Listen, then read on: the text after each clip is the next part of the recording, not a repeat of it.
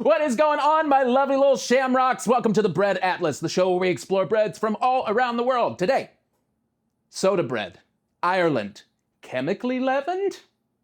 I don't know, let's get into it. Hi there. Let's make some soda bread. Okay, so soda bread, super simple. 4 ingredients. Buttermilk, boom.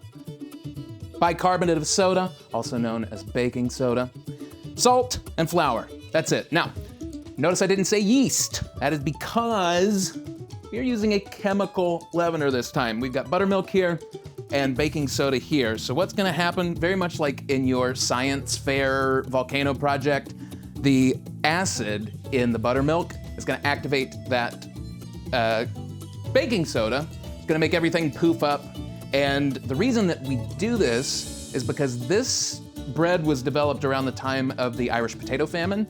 They needed a way to eat. And so they found a way to take what's called pearl ash, which is a wood ash alternate or something that comes off of wood ash.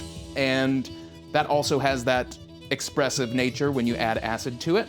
Helps everything rise. By the time they finally got baking soda into the country, they started using that because it's readily available, it's easier to access, and you don't have to dig through wood ash to get it. So let's mix this thing. In a bowl, about 4 cups of flour is gonna go in, all-purpose.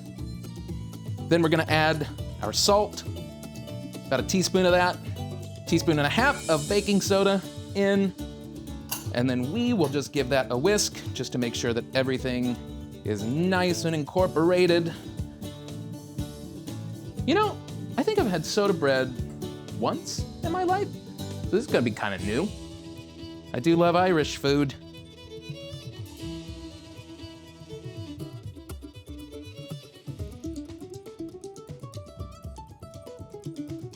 So we'll mix this together until everything comes into pretty much a ball. We don't want to overwork this because we don't want too much gluten development. Think of this kind of in the way that you would think of like a biscuit. You don't want to develop too much gluten because we want it to be nice and tender. All right, so that's about as much stirring as I want to do to it. Yeah, it's a little bit sticky.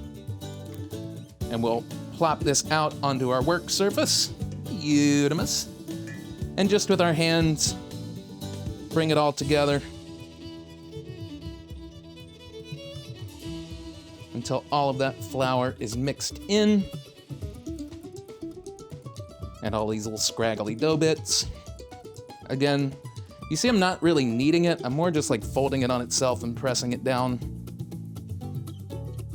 Beautiful, beautiful, beautiful. Okay. Now, we have a nice little puck of dough.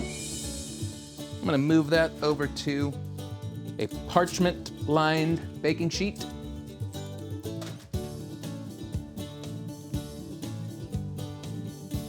Just like that. And now with a nice sharp knife, we're gonna take that and just cut straight through, pull it out, straight through again, pull it out. And this is ready to go in the oven. Is that not amazing? Since we're not using yeast, we don't have to wait for it to rise and activate. We can just slap it in the oven.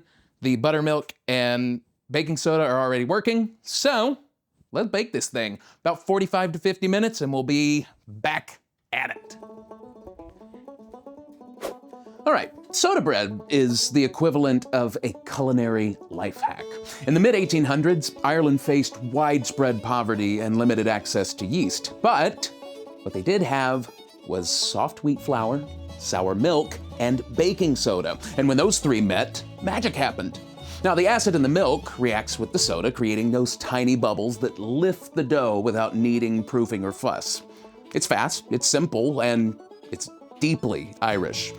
Traditionally, soda bread is scored with a cross before baking, and some say it's to let the fairies out. Others say it helps the loaf bake evenly. Either way, it's a ritual that's stuck. Soda bread became the backbone of rural Irish households, eaten with butter, jam, or hearty stews. And today it's a symbol of resilience and resourcefulness and the Irish knack for turning humble ingredients into something comforting and iconic. It's bread with a soul, and we love it. All right. It lives. Look at it. It looks so pretty and big. It's like a bunch of scones just smushed together. All right, we'll let it cool for a second. We'll get back to it, and we'll eat it. Well, here we are. I think it looks great. I'm quite pleased with it. Now, we do have a few options through the Irish world and through my research. I found that butter is quite the standard go-to, but also, and why miss an opportunity to make something even more delicious? Got a delicious little cream cheese spread here with capers, some shallots, chives, dill, a little bit of lemon zest, black pepper, delicious. And of course, why not throw some smoked salmon on that? Or you could do butter and jam, you could do jam by itself, you can make a sandwich out of it, you can have it with stew, live your life, eat what you want to eat. This is just what we have today. So let's jump into this thing and see how it actually turned out. I'm gonna just do the tear and share bit of this, which is another part about soda bread that's really great. And we'll give it a nice cut, see a cross section. Now, unlike with a standard yeasted bread, this crumb is gonna be a lot tighter, and that is exactly what we should expect here, and that's what I'm seeing. I think it looks great, really nice, and it's gonna be way more tender because there's not that gluten development that we do with a kneaded bread. Flavor-wise, that is really yummy. Great job, Ireland. I'm proud of you. Thanks for watching, everybody. This is another fantastic episode of the Bread Atlas.